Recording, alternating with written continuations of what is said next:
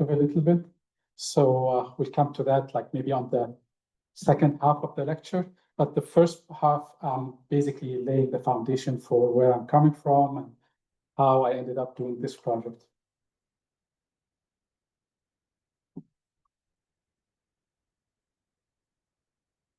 All right, so I mean, I always try to say that I'm a gamer, and the first bullet kind of give the age kind of. So if you do know what is Commodore 64, if you played with it, you're old, like I am.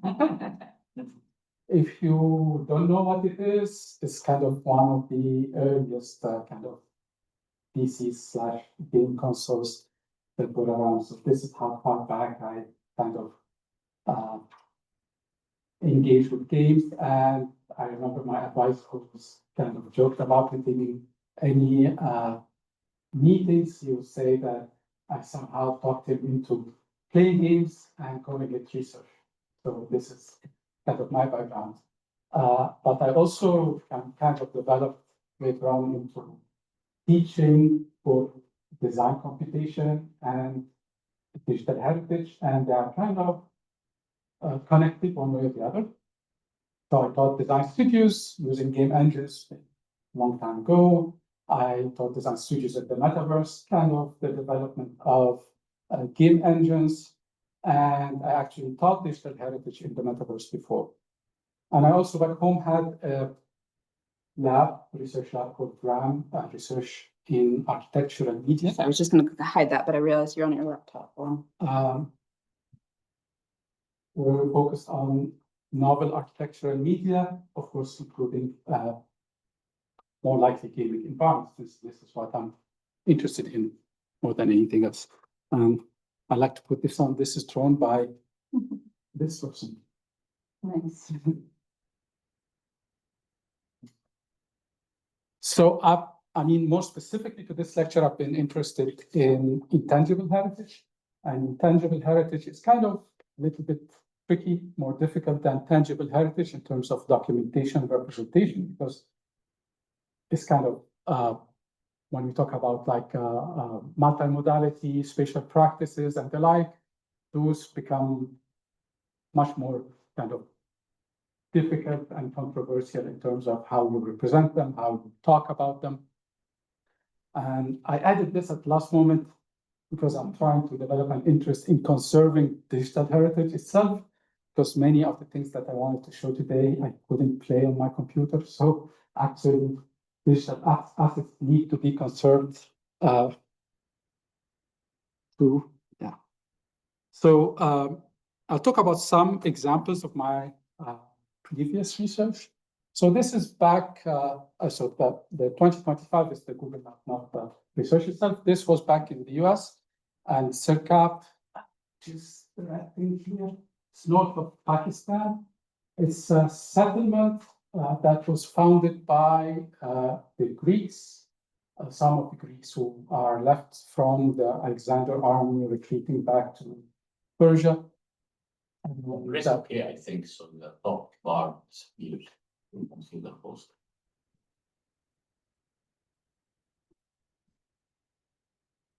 No?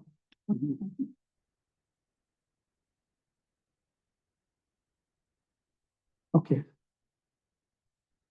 So it's an interesting architectural heritage because it's a mixture between Greek architecture. So you have stupas. The base are of the stupa is like Greek orders with like Hindu figurine in between. Some kind of an architectural phenomenon that you can't see anywhere else in the world. The problem is it's somewhere where it's very dangerous, especially for Western archaeologists to go there. And it has been excavated by archaeologists, at least until I did that research only twice. Once by someone called Marshall. That was in 1940s, and then another one in 1970s. And so this is kind of the plan. And so I had a co-author, a partner for this research is from archaeology, and we kind of questioned how to interpret this map, because as archaeologists, but also as architects, when we see thick walls, we assume that those are for large buildings, tall buildings, or bearing systems. Usually there is a correlation between the width of the wall and its height. So this kind of tells us that those are the most dominant buildings. But then when you kind of use game engines and game technology to basically see it from below, and we were very informed by Michel de Certeau, Everyday Practice of Everyday Life, the book. Go online, can you get a bit closer to your microphone? Because you're not picking up very well, so maybe just stay right there if you can. I think this would work. Yeah. Hopefully it's. So we basically developed a game that unfortunately I can't run using the Torque engine. So if anyone familiar with game engines, that's an ancient one. This was done in 2012, and we tried to explore, so we reconstructed everything according to literature, according to similar examples in settlements nearby. And we discovered that there is no way you can basically speculate from this or conclude from this that those are the dominant structures, because the buildings are closer to each other. And even here, when we did them without like any lightweight structures, like assuming that, because this was supposed to be a market, so it was supposed to be filled with lightweight structures, you still can see the stupa, which is right in here. You can only see the pillar with the sharka wheel on top of it, but not the stupa itself, the big, thick one. So we kind of questioned many of Marshall's kind of conclusions about this. I'm running through these examples really quick. Moving to Cairo, this is kind of maybe the latest example of this kind of digital reconstructions. So Sabil al-Maghlawi. Sabil is a water dispensary building. So this is a charity building where the poor would go and get water from it because water was scarce in Cairo, despite we have the Nile, but pure good water was only available 2 to 3 months a year. So this is when they basically collected water, put it in underground cistern, and basically have water available throughout the year. And this specific one was actually relocated. So this was the original one. And when they relocated it, they straightened it up. So they made it more rectangular.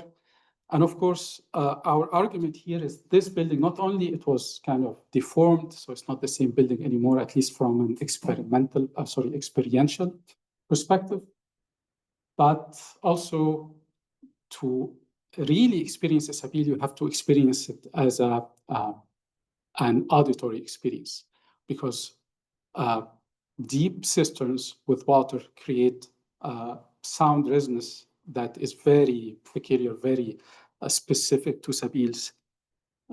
So this, let's see how this works. So this is just one example of the sound.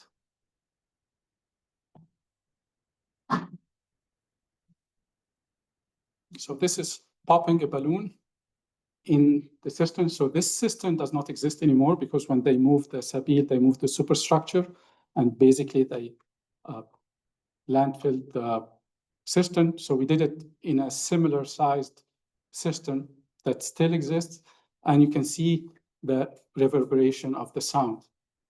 And this changes as the cistern is filled with water or emptied, but it has also kind of consequences for the superstructure, which also had water running. The water would be running over into basins, but also in lead pipes. So you had like the sound of water running everywhere. And we tried. And we tried to simulate this. So this is a video game. And it will be of very poor quality.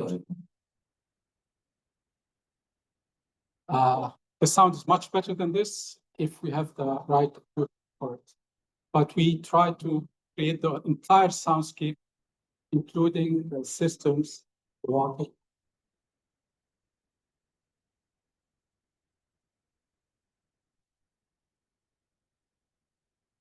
This is where you drop the bucket to retrieve water.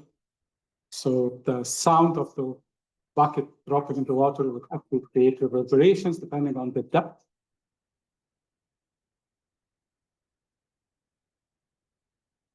And of course, at some point of time when the system is completely empty and we go in and clean it and do maintenance, this is the kind of sound quality you'll get downstairs.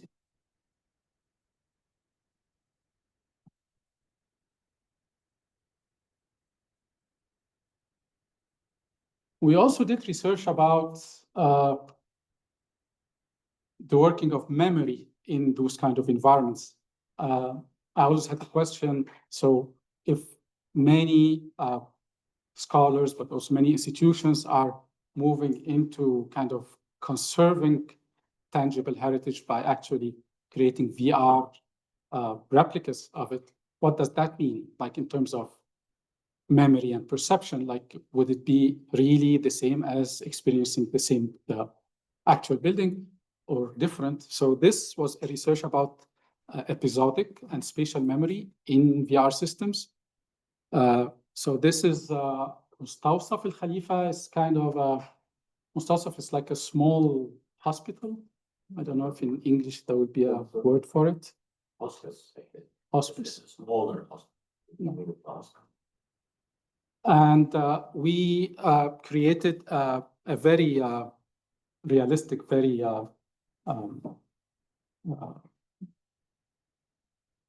detailed. So on the left is the VR, using photogrammetry. So this is the VR, and this is the building itself.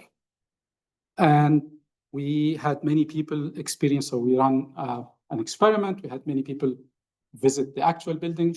We chose a very obscure one because people would not have any past experience of the building. So they will be visiting the building itself for the first time, and another group will be visiting the VR building for the first time. So no prior experience, they don't know the building.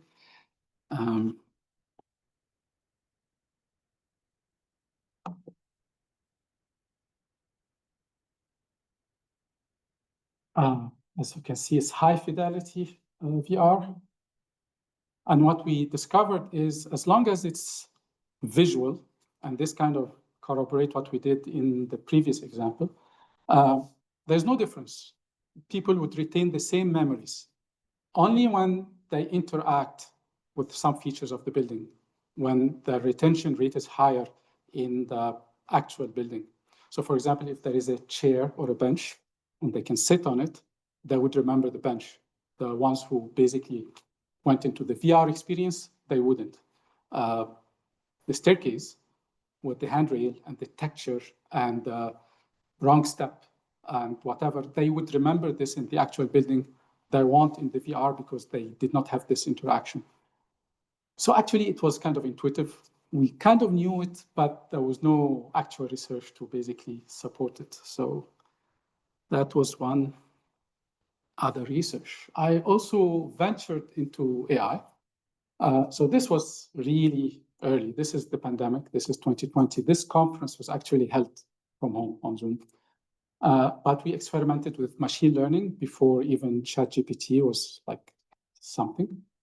And in this research, we was trying to teach the computer to basically learn and differentiate between different minarets of Cairo. So Cairo has, or at least we claim to have 2,000 minarets, the city of 2,000 minarets. So, and usually one of the things that you teach a student in the history of Islamic architecture is to be able to distinguish between the different styles of minarets. So we tried to teach the AI to do that. Actually, these are two examples. The one on the left is a Mamluk Bahari dynasty kind of minaret, and this one is Ottoman. And we went into the very meticulous task, which is already done for everyone now, is to basically collect images. So you can see images that actually we don't have the copyright for, but that was okay because it's not a commercial thing, it's just for research. So basically we collected 3,000 images of minarets, and we had to basically mask all of them and label all of them. And if you can imagine that this happens for all large models that you know of, they do that in poor countries usually. Those are kind of the modern sweatshops of the digital economy in a sense. It was a very difficult task.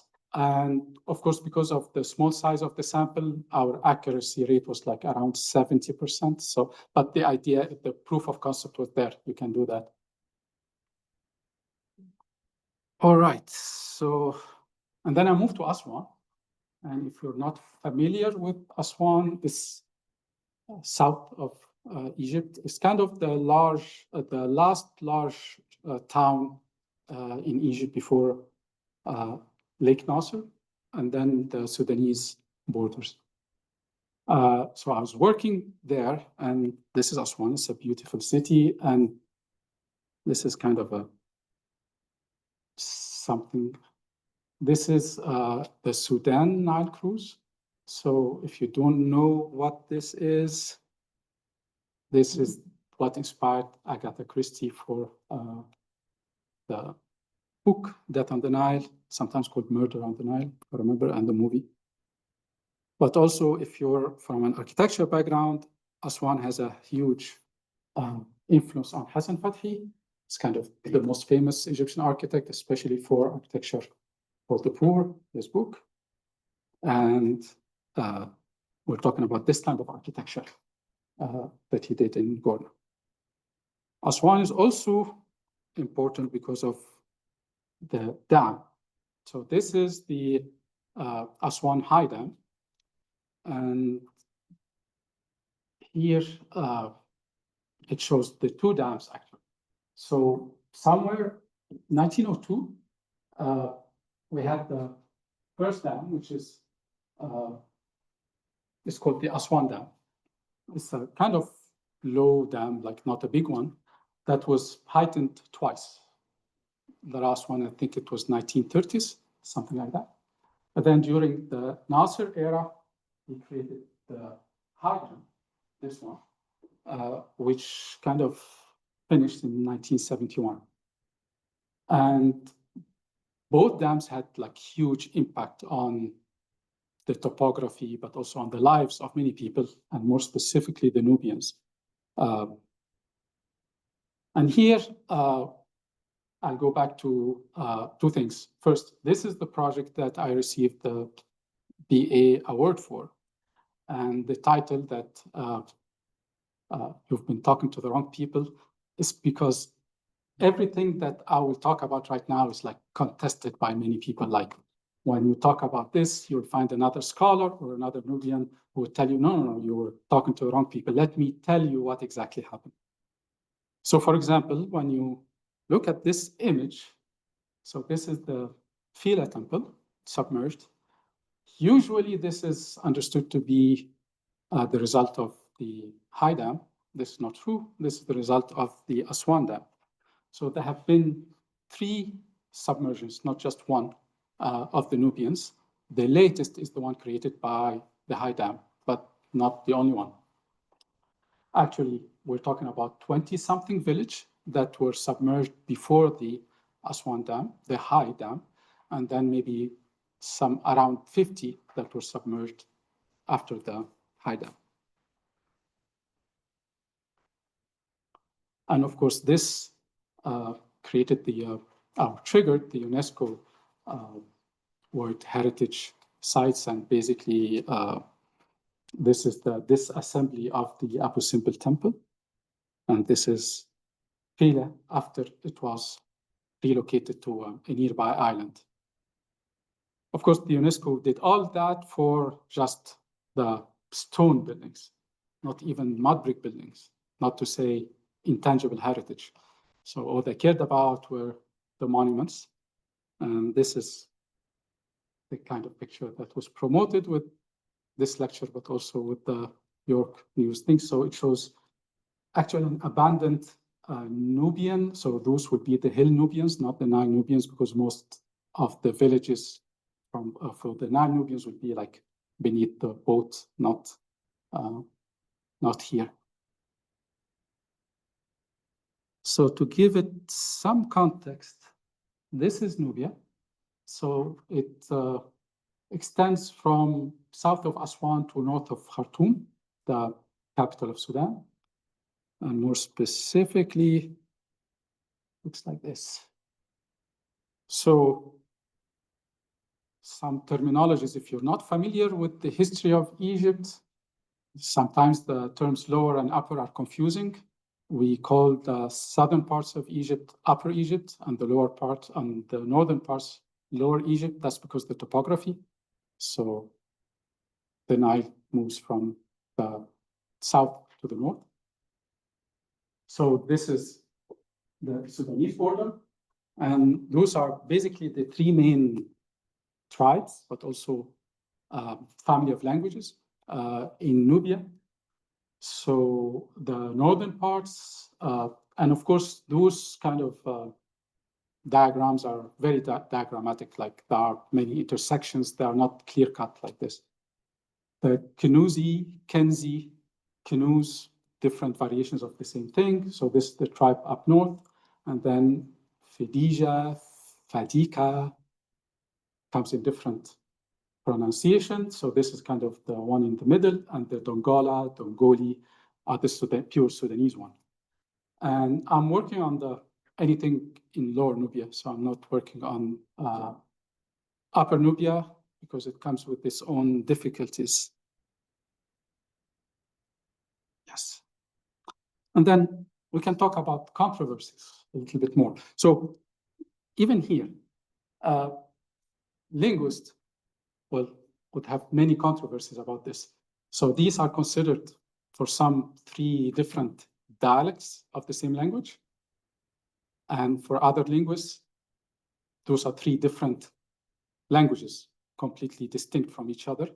You would have different dialects within each one of them, but they're completely different. For the Nubians, for them, they're completely different. So if a Kinzi Nubian would not understand a Fadiga Nubian, like it's not like different accents, like there's no words they would get from each other. And until very recently, they wouldn't even marry each other. They were completely separate tribes.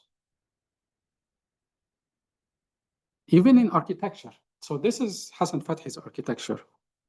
And this is what you would kind of associate with Nubian architecture. This is kind of the image of ethnic tourism that happens there, like go there and visit Nubia. And this is usually what you get, those kind of colorful buildings, usually kind of on the steps of the mountain. And if you talk to Nubians, this has nothing to do with Nubia. So again, you've been talking to the wrong people. If you go to the Nubian Museum, in the backyard, they have this building, which represents supposedly a house, a Nubian house, an authentic Nubian house. So of course, it's not colorful at all. Earth colors, because this is kind of the building material that they had. And they would only add small touches of white. But then this, which is kind of the official version, if you ask some Nubians, some like architects and artists, they would say, no, this is not Kenzo. So this is in the Nubian Museum in Aswan. So this is kind of the heartland of the Kenzi or Kenzo Nubians. We'll have Kenzo Nubians saying, no, this is Dongola house. This is not Kenzi house. So what is the Kenzi house? I still need to discover like how different it is from. But then this image, of course, is the dominating one. I was playing around with ChatGPT. So see, if you look in the background, this is a Nubian village, at least for ChatGPT. So what I plan to do, I plan to exploit, in a sense, those controversies. So the subtitle, which kind of, that was a slide that I lost. Yeah, here. So this is the subtitle of my research, which is amplifying marginalized voices. And again, one thing I discovered very on in the process that there is no one holistic voice here. We're talking about many different contradicting voices among scholars, but also among Nubians themselves. So what I'm trying to create is to create different agents that display the controversies. So basically to celebrate the controversies and not to basically try to subverse some of them and basically come up with one voice that this is the authentic Nubian experience. So basically what I'm trying to say, I'm not looking for authenticity. I'm not looking for any validation. I'm just looking for to represent all possible voices of the elders that actually survived the submersion of Nubia after the high dam, so after 1971. Okay, so this can be another controversial thing, and there's going to be an ad, hopefully. Go quickly, let's see. You know your business better than anyone. Why not build it to run it? So I all your business. Happens to be this year ago. This was like a big thing on it's hard in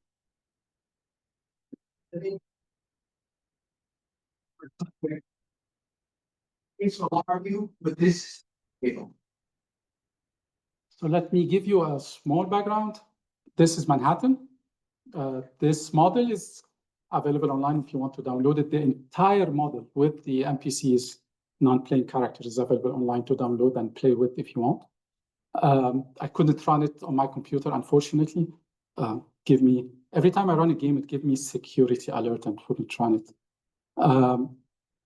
So I mean, that was the second best thing. So what's happening here is those NPCs are powered by AI.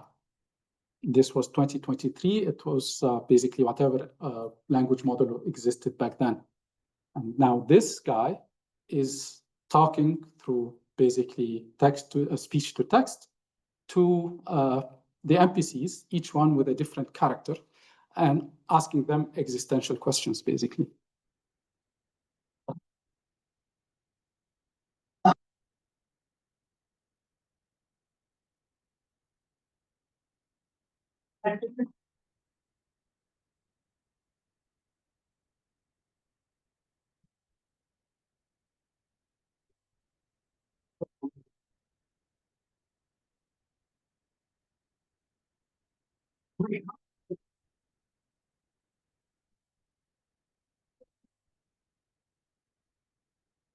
This is you just lines of code, the video.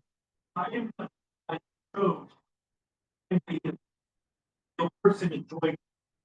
What's today's date?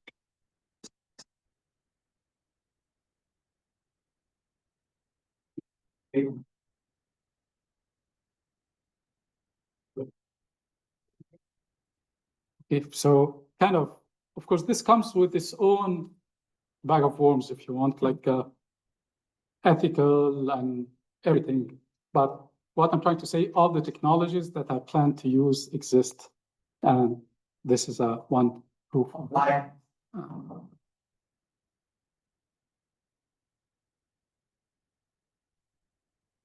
So what happens here, what I plan to do, and basically what happened in this video is you have text. In my case, it will be interviews with elder people. And of course, it have to be translated and transcribed, problem in their own rights, and then fed to a large language model agent. And then this is what you've seen in the video. You have a user with a speech-to-text engine. So this is an engine that basically takes take your voice and translate it into text, goes to the agent, and the reverse happens. And this is how we have the conversation. And this would be placed in the metaverse, so it can be available online. So you would have villages with different agents, and somehow like, you know, MMOG games, multiplayer games. It has to be real-time 3D, synchronous, multiplayer, so you have different people talking to each other and the agents. And it has to be persistent, which means if you leave and come back, your friends are still there and you can pick up with the conversation. But they can also point to each other, so you can have different paths in a sense. So this is basically it. That's all of it. The last thing I will show is this video. So I was doing this with a digital heritage class. So kind of this is an environment called spatial.io. So it's a metaverse environment, multiplayer. It has all of the things that I discussed before, with the exception of AI agents that can be implemented. It's not like it's not there. So unfortunately here, the quality is not that good, but we did that before. So those are not NPCs, those are actual students all over. And the circle things are teleport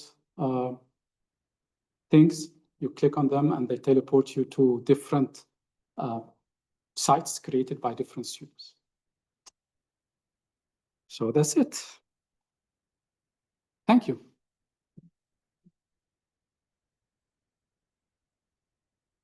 Well, thank you so very much.